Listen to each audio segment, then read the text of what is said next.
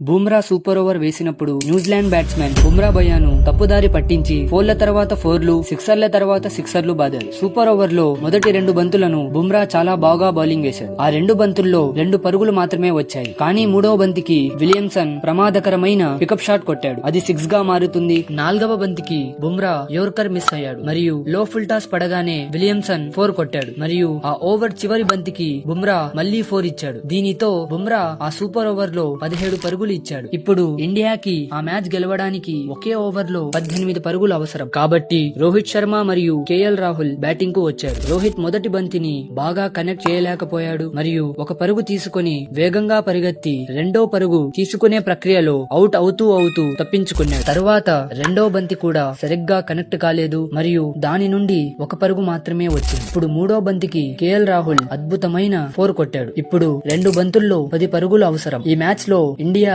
సులభంగా ఓడిపోతుందని అందరూ అనుకున్నారు. కానీ 5వ బంతికి రోహిత్ శర్మ స్లాట్ లో వచ్చిన బాల్ ని స్టేడియం బయటకు కొట్టాడు. ఇది చూసి అందరి ఉత్సాహం రెట్టింపు అయింది. ఇప్పుడు ఒక బంతికి 4 పరుగులు అవసరం. బట్ రోహిత్ శర్మ మళ్లీ చివరి బంతికి 6 కొట్టాడు. దాని వల్ల ఇండియా ఈ ఓడిపోతున్న మ్యాచ్ ను సులభంగా గెలిచింది.